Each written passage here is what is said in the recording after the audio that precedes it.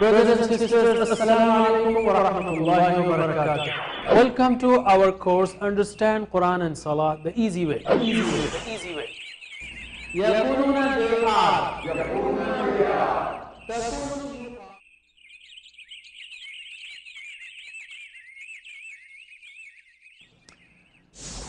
بسم الله الرحمن الرحيم الحمد لله رب العالمين والصلاة والسلام على أشرف الأنبياء والمرسلين نبينا محمد وعلى آله وصحبه أجمعين.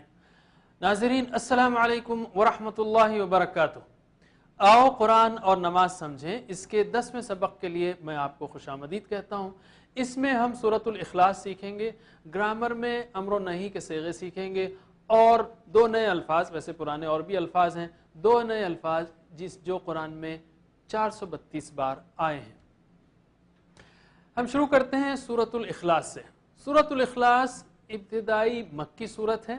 اس کا نام ہے اخلاص، یعنی جو کوئی اس کو سمجھ کر پڑھے گا اور اس پر ایمان لائے گا تو اس کا عقیدہ خالص ہو جائے گا.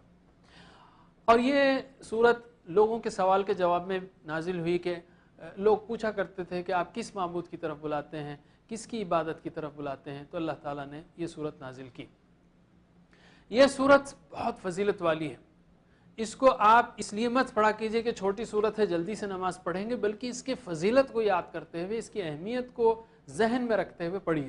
یہ سورت 1/3 قرآن کے برابر ہے اور اللہ کے رسول صلی اللہ علیہ وسلم کی سنت ہے کہ آپ ہر فرض نماز کے بعد 1 بار اور مغرب اور فجر کے بعد 3 بار، یعنی سلام پھیرنے کے بعد 3 بار اس سورت کو پڑھا کرتے تھے. اور آپ مغرب اور فجر کی 2 سنتوں میں بھی اس کو پڑھتے تھے، یعنی دوسری رکعت میں. اور آپ اس کو دعوت کے میدان میں بھی پیش کر سکتے ہیں کہ معبود کون ہو سکتا ہے. یہ ایک بہترین کسوٹی ہے جو بتاتا ہے کہ معبود کی صفات کیا ہونی چاہیے، یہ ایک سچا معبود کیسا ہوتا ہے. تو آئیے ہم شروع کرتے ہیں اس سورت کو. اعوذ باللہ من الشیطان الرجیم، بسم اللہ الرحمن الرحیم.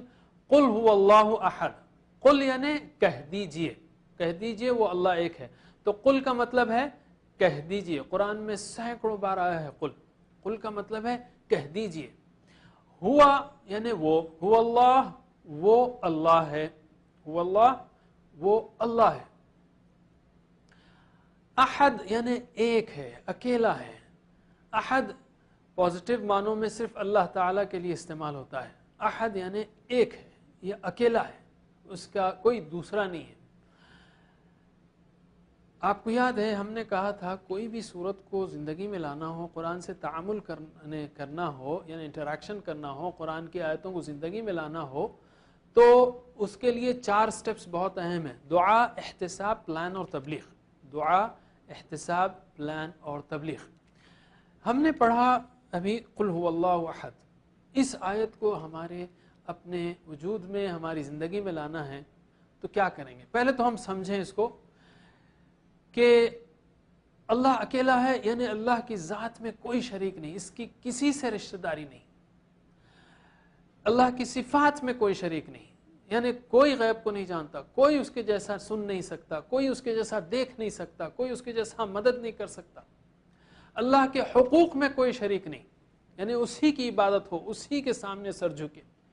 اور اللہ تعالیٰ کے اختیارات میں کوئی شریک نہیں، یعنی اسی کا قانون چلے. توحید یہ چاروں ایریاز میں، ذات میں، صفات میں، حقوق میں اور اختیارات میں، یہ سارے میں اللہ تعالیٰ ایک ہے. اور ان سارے پہلوؤں سے ہم کو انہیں اپنی زندگی میں اللہ تعالیٰ کے ساتھ اس طرح کا معاملہ کرنا چاہیے. یعنی ہم دعا، احتساب، پلان، تبلیغ جب کہہ رہے ہیں تو ہم دعا کر سکتے ہیں کہ اے اللہ مجھے صرف تیری ہی عبادت کی توفیق دے.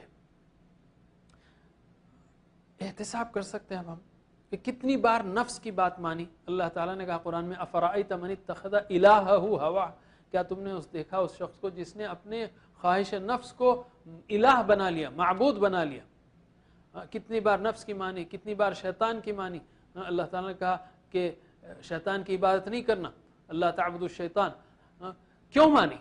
خراب دوستوں کی وجہ سے، خراب چیزوں کی وجہ سے، انٹرنیٹ، ٹی وی، موبائلز. اگر اس کا خراب استعمال کر رہے ہیں تو اس کو ہٹائیے زندگی سے، دوستوں کو ہٹائیے، احتساب کیجئے، پلان بنائیے خالص اللہ تعالیٰ کی عبادت کا.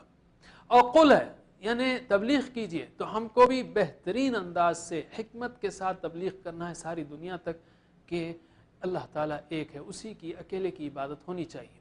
چلیے پریکٹس کیجئے، قل کہہ دیجئے ہوا اللہ احد، قل ہوا اللہ احد، کہہ دیجئے وہ اللہ ایک ہے۔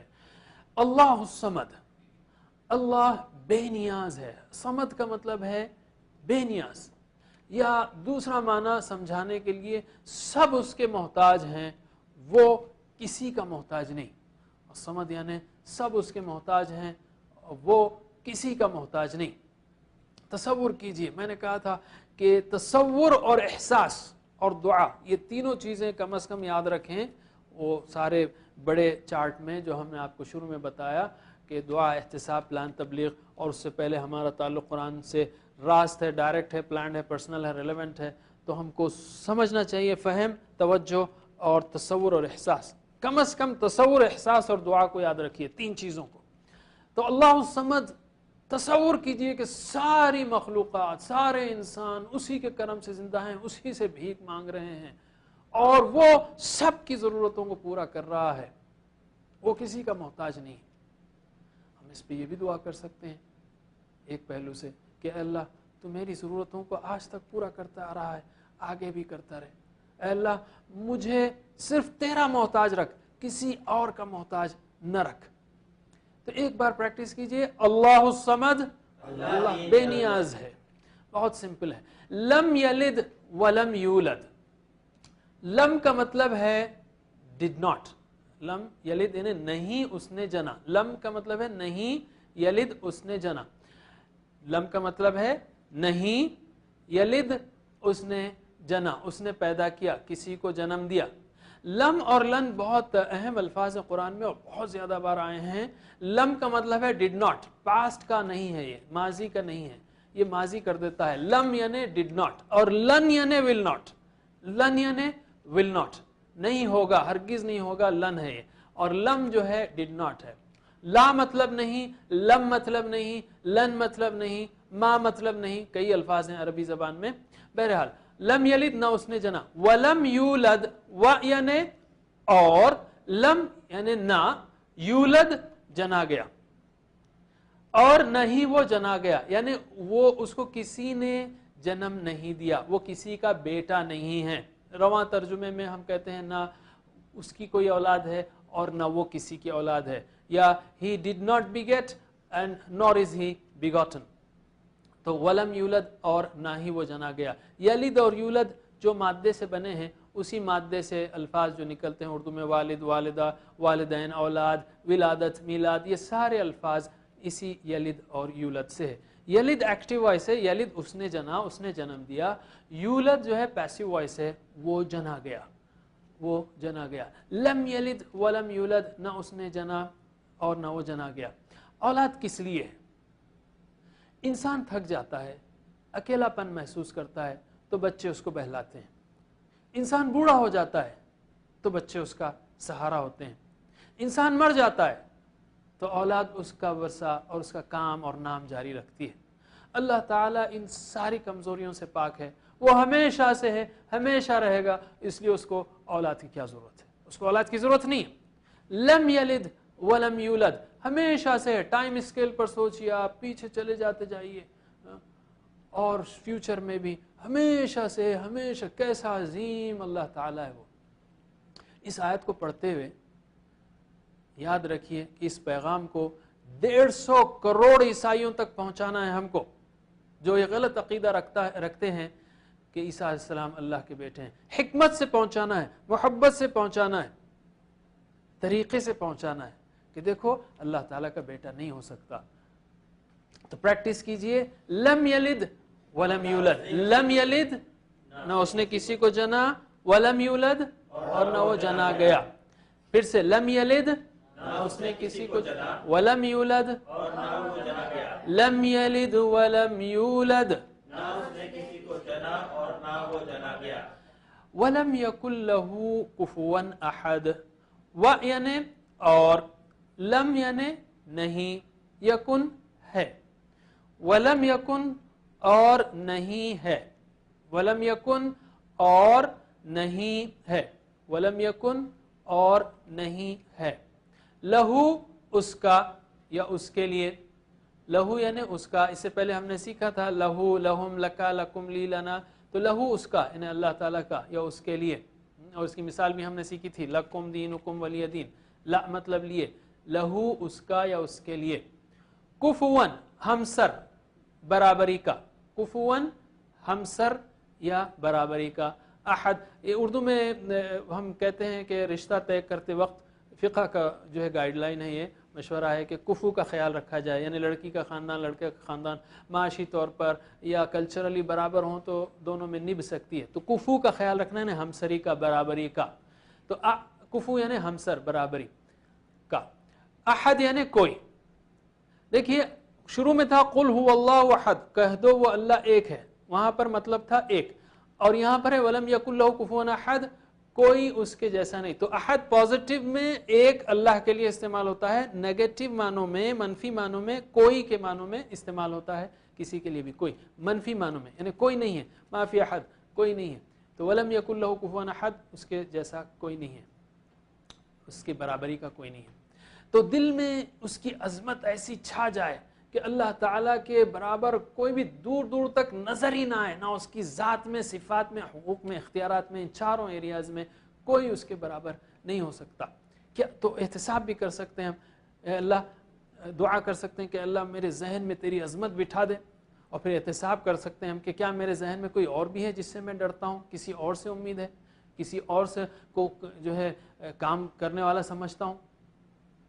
پریکٹس کیجئے. وَلَمْ يَكُنْ اور نہیں ہے لہو اس کا کفوا ہمسر احد, کوئی, وَلَمْ يَكُنْ لَهُ كُفُوًا احد. اور نہیں ہے اس کا کوئی ہمسر. ایک صحابی کا واقعہ ہے کہ وہ نماز کی ہر رکعت میں سورہ اخلاص پڑھتے اور پھر کوئی اور سورت پڑھتے. صحابہ کرام نے اس بات کو محمد صلی اللہ علیہ وسلم کے سامنے پیش کیا تو آپ نے ان صحابی کو بلایا, پوچھا کہ تم ایسا کیوں کرتے ہو؟ تو انہوں نے جواب دیا کہ مجھے اس صورت سے بہت محبت ہے. تو اللہ کے رسول صلی اللہ علیہ وسلم نے فرمایا اس صورت سے تمہاری محبت نے تم کو جنت میں داخل کر دیا, تو اس صورت سے محبت کیجئے تو انشاءاللہ اللہ تعالیٰ جنت میں داخل کرے گا. کیسے محبت کریں گے؟ پہلی بات تو توحید کی نعمت کی قدر کیجئے, جو بھی اس کی قدر کرے گا وہ بے انتہا خوشی سے پڑھے گا. دوسری اور ایک مثال دیتا ہوں میں کہ مثلا ہر انسان اپنے ان رشتہ داروں کا جو کسی خاص شان کے ہوں, کوئی نوبل پرائز ونر ہو یا کوئی بہت بڑا فٹ بال کا سٹار ہو یا کرکٹ کا سٹار ہو یا بہترین سائنسداں ہو, جو بھی ہو, اگر اس کے رشتہ داروں میں پڑوسیوں میں موجود ہو تو کسی نہ کسی نے بہانے بات چیت میں وہ ضرور ذکر کرے گا کہ دیکھو بھائی میرا بھائی ہے نا وہ ایسا ہے, میرا والد ہے نا وہ ایسے, میرا چچا ہے نا ایسا ہے, میرا پڑوسی ہے نا وہ ایسا ہے, وہ بھی خوشی سے ذکر کرے گا. تو یاد رکھیے اللہ تو میرا خالق ہے, رازق ہے, رب ہے, محبوب ہے, سب سے بڑھ کر محسن ہے, وہ ہم سب سے 70 ماؤں سے زیادہ محبت کرتا ہے. پھر کیوں نہ میں اس کا ذکر بار بار ذکر کروں, محبت سے کروں کہ میرا رب تو ایسا ہے کہ اس کے جیسا کوئی نہیں. وَلَمْ يَكُنْ لَهُ كُفُوًا أَحَدٌ, نہ تھا نہ ہوگا. کوشش کیجئے کہ اس صورت پڑھتے ہوئے دل پورا اللہ تعالیٰ کی عظمت سے بھرا رہے. اس کے ساتھ ساتھ اس توحید کو پھیلانے کے پلانز بھی بنائیے. ناظرین اب ہم لیتے ہیں ایک چھوٹا سا بریک, انشاءاللہ پھر حاضر ہوں گے. والسلام علیکم ورحمۃ اللہ وبرکاتہ.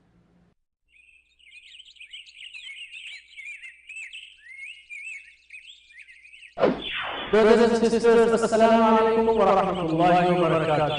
Welcome to our course Understand Quran and Salah the easy way. The easy way.